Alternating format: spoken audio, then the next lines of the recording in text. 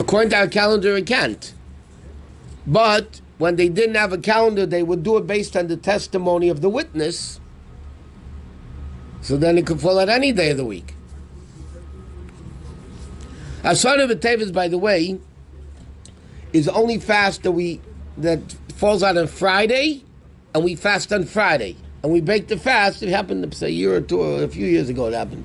And then you break your fast when you make Kiddush, Friday night. It's the only fast, because even if other fasts fall out on, let's say, Friday or Shabbos, you push it up to Thursday, because normally Friday, you don't establish a fast. But if Asarah Tevet falls out, which according to our calendar, it does fall out on Friday, so then you fast, and you break your fast Kiddush Friday night. But otherwise, there is this opinion of Avraham that says you would even fast if it would be at Shabbos. Okay, let's go back to Kriyas HaTorah with calling up for Aliyas. Okay? Now, again, what happens if you call up a Kohen or a Levi, he's not there? So whoever goes up to the Aliyah, if it's another Kohen or anybody, they don't call him up with their name again. Because that shows that there's a blemish, it implies there's a blemish with the first Kohen, and now you're calling up a second Kohen. Because people hear the name calling. Like this, if you don't call a name, the guy walks up, and nobody necessarily knows who it is. So the guy that was called up goes. But a lot of poskim write that what happens if the Kohen that you called up is not in shul, but his son is in shul. So then you could call him up. Why? Because obviously, if the kid's not blemished, that means the father's not blemished. So we're not afraid if somebody's saying bad about that Kohen that was called up and wasn't there, that he's a blemished Kohen, because halachically, if the kid is good, so is the father. Okay, let's do like this. If a guy is calling up Aliyas, so how do you call up your father to an Aliyah? Now there is a din in Shulchan Aruch that we learned already. You're not allowed to call your father by his first name. Okay? Unless, like the Gemara says, Abba Chalafta, the various different times when they did use the word, they did call the name of the father, but when the poskim write, when you add a title to it, then it's not a problem. See, if you say, let's say, Yameid Avimeri Reuven ben Shimon, so then it's not a problem according to the poskim, who is being done here, at Tzvi, other poskim being done also. One second. Then it's not a problem. The minig b'chlal in most places is either you say Yamet Avimari without names, even though Apidin you're allowed to say his name, or somebody else calls up. Or you don't even say Avimori ben. Or no, usually the poskim right. You could say Pliny ben Pliny, because in fact the what's it called? Even the Tur, when he argues on his father the Rosh, Rabbeinu Asher, so he calls him Adeni Avi Adeni Meiri the Rosh. So he does call him his name, but he adds a title Avi Meiri. So what? Are you allowed to write a check for your first name of your father or mother? Yeah, the only sin is to call them by the first name. Oh, okay. If somebody asks you, well, anytime you get an Aliyah, what's your name? Mordechai ben Eliyahu. So obviously you're saying the father's name, right? But you're not. The sin is not to say your father's name. The sin is to call him, because it's disrespectful, to call him by his first name. But you can mention his name. What? Yesterday we were talking about the father and the son. If something happened like this, the father can go first, and then the son the second. Possible? What do you mean? One Aliyah after the next? Yes. No. They cannot have one Aliyah after. There have to be somebody in between. If the father has Shlishi, the son cannot get to the V. He can get Chamishi, or Shishi, or Shri. I remember we could do it, but maybe I'm wrong. The only way you could do it, the Pasuk right, is in the place where the minig is, you don't call up the people to the Aliyah.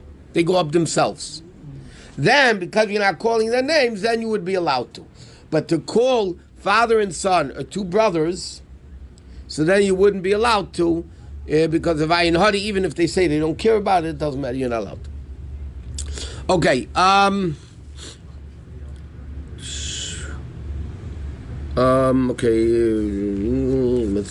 okay, you don't go, okay, this is the then, whether it's half brothers from the father, from the mother, father and the son, or grandson, but again, paternal grandson. Poskim right, if it's a grandfather, mother, son, grandson, in other words, then you could call up the son, the grandson, after the grandfather because it's from the mother. But if it's ben benoi, if it's the father and the son, then you can't have the one next to the next. Unless it's the two sefer Torahs that we said, and all those things. Okay. Okay. Now, what happens if somebody had an aliyah in a shul, and they went shul hopping? Come to another shul, and they call him up to an aliyah again. So the din is, even if it's the same aliyah you had in the other shul, you're still allowed to be called up, you're allowed to make brachas, you could do that. The same thing, by the way, is with birchas koyanim. If koyanim were in one shul, and they did birchat koyanim, let's say Yom Tov, and they went to another shul, and there were koyanim to do birchas koyanim, so you could do it again with the bracha, even though you did it already, but every time you do it, it's a separate mitzvah. Like sukkah hopping. Sukkah hopping, yeah, then you need to make a separate bracha. And, okay, now, on a fast day, which is tomorrow, by the way, a fast day, you should only call up to the aliyah somebody who's fasting. Because it's a fast day kriya, so they should be called only if they're fasting. Now, even, let's say there's one kohen in the shul, but he's not fasting for whatever reason. So then you don't call him up to the aliyah, you call up a Levi or a Yisrael instead, because the guy who's not, doesn't have an aliyah. You ask him. What? 1 second. What happens, though, if it's a Monday and a Thursday, where there's Shachris, where there's anyway Torah reading, so then the din is b'diavad. If you called up somebody who's not fasting because it's anyway a day of Torah reading, Monday and Thursday, so then b'diavad he can go up. He doesn't have to walk out. Or there's another din poskim bring down. What happens if somebody's embarrassed to say they're not fasting? So they're not fasting because they're not well, but they don't want to tell people that that's embarrassment, right? So then, if they call you, you can go up. You don't have to tell them you're not fasting if you're going to be embarrassed.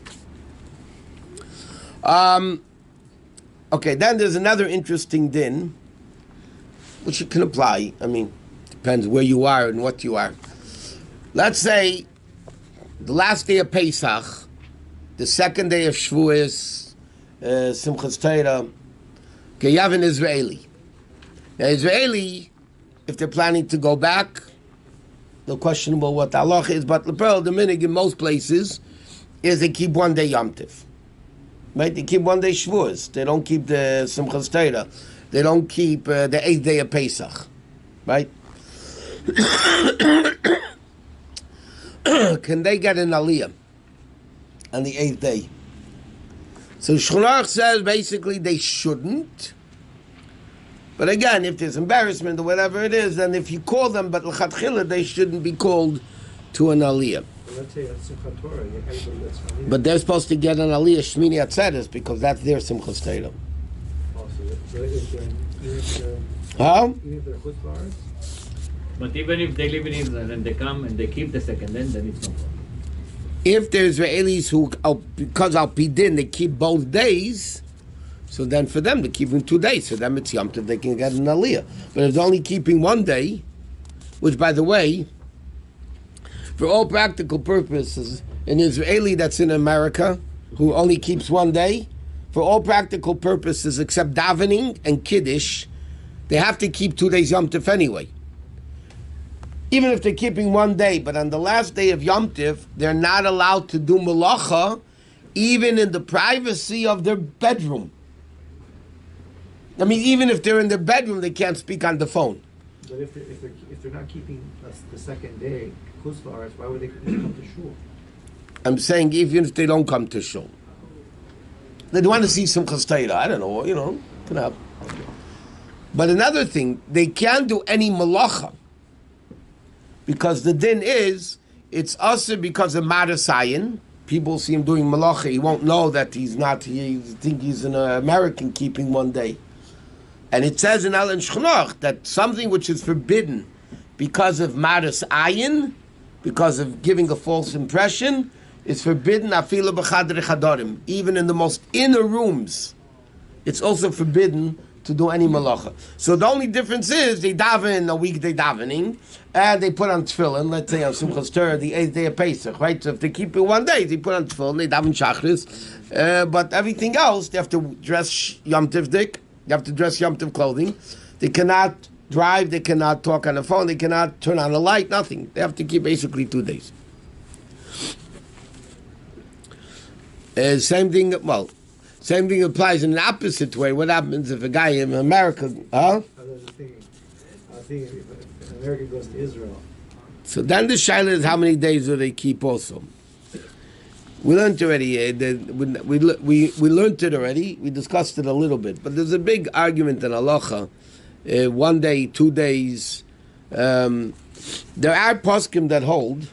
Normally in halacha it says that if you're going back, like you're an Israeli, you're coming to a visit in Chutz La'aretz, so then you're going back, so you're Israeli. If you're a guy from America going for Sukkot to Israel, so then you have a din of America and you have to keep 2 days. Yeah? That's the normal halacha. But there's a whole thing with the Rambam and the Radvaz, but there's another interesting psak from the Shara Koilel, who's the Rebbe's grandfather, and he holds, and based on Kabbalah, by the way, he says, if you're in America, 2 days. Israel, 1 day. It doesn't matter, you're going back, you're not going back, whatever it is. In America, you keep 2 days. In Israel, you keep 1 day. And he says, why? Why? He says like this. Because in Eretz Yisrael, because it's holy, 1 day, why do they keep 1 day? Because 1 day can absorb all the Kedusha. In Chutz La'aretz, you need 2 days to absorb the Kedusha. So it doesn't matter where you live. In America, you keep 2 days. In Eretz Yisrael, you keep 1 day. And that's it. Rabbi, is it hard for an American to fight a minion on the second day of Yom Tov in Israel? It's not hard because there's a lot of Americans there, but it's a big pain, they'll tell you, because everybody's driving and everybody, and you have to... What? Why young people we do it 2 days? No, so what's the answer? I don't have the answer. If I have the answer, I will not ask you. You wanna listen to a chazan for 2 days in a row?